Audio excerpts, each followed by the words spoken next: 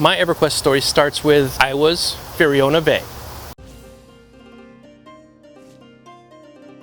Hello and welcome to Geekdomo. Okay, we are continuing on with our EverQuest Next ramp up. Today though, I'm going to give you a little bit of history behind myself and EverQuest. Prior to me even playing EverQuest, I ran a BBS, Wildcat BBS, I think it was a 4-port BBS, and in those days before the internet, we ended up having to have people call in to a VBS and we could play things called MUDs or multi-user dungeons. And I had a couple of different programs on there that people could play that were similar to Dungeons and Dragons. I'm a long-time D&D player, so I was really gravitating towards that type of game. Then a game Ultima Online comes out and I played that. It was pretty good, isometric, got to play with other people online, and that was really fun and exciting. I did get kind of bored of it after a while, and what I ended up doing was going and joining a program to become a beta tester for EverQuest, because I had read about it in some PC gaming magazine that it was coming out soon.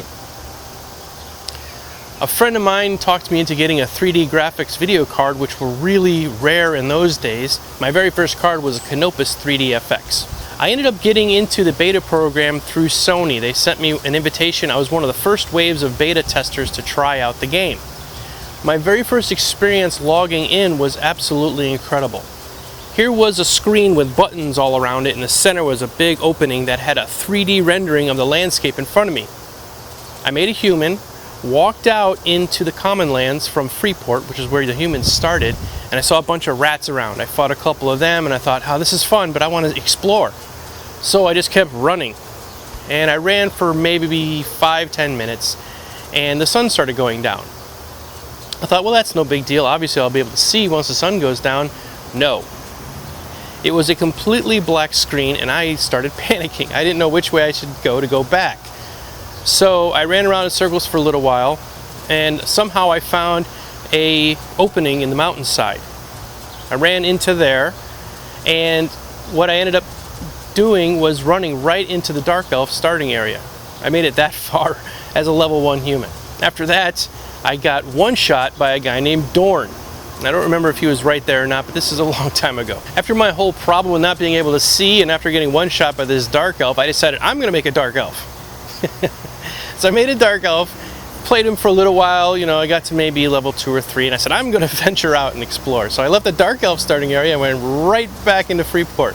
I thought, yeah, this is great, now I can see what I'm doing, and I can fight these rats. Oh, there's a guard. Hello, guard. Boom, one shot. What the heck is going on here? So I ended up dying again. Now this started off a whole series of love and hate for this game at the same time, because as those of you remember from the early days, you died, you lost the level. And I ended up playing this game a lot. I probably played it 40 to 50 hours per week on top of my job. My job didn't appreciate that because I called in sick one time too many, ended up losing my job. I did get another one. But the fact is that I still love this game to death, and I became completely addicted. EverQuest was my very first online addiction. Thank you, EverQuest. Anyway, I loved it so much that I saw that they were asking for guides, and I applied to the guide program. And because I had such a really huge knowledge of the game at this point, this was probably a year or so later, I had been playing crazy hours. I got in to the guide program. And being a guide was really great. I was a guide on a Rolosi Mar. Sorry if I'm mispronouncing the name. And as a guide, I was able to unstick people, pick people up, move them places. I couldn't give gear or anything like that, but I was basically there to help people with stuck problems and things like that before they had the stuck command. I made some friends in the guide program, not players. I pretty much always kind of left the players alone because I was not supposed to break the fourth wall, if you know what I mean. One of my guide friends' name was Laura, and she was a Dark Elf warrior, I think. I can't really remember. But we did all kinds of stuff together, and we always got each other's back whenever we would do certain things. We would do them together as a team. Like if certain people were stuck, or a group of people were stuck, or somebody was drowned underwater and they couldn't get to their corpse, whatever. So what ended up happening was one day Laura didn't show up to her scheduled shift, and then didn't show up the next day. And I took a few of her shifts because she wasn't there for about a whole week, and that was not like her because she was there all the time. Come to find out that Laura was actually a 50-year-old man who lived in Texas. he died at his computer while playing EverQuest. Now that's nothing to say that EverQuest is bad in that regard, just that that's what happened. He was an older gentleman, he had a heart condition, and he just died while he's playing this video game. It was really kind of touching because we had a online funeral service, which was, I think, the first of its kind.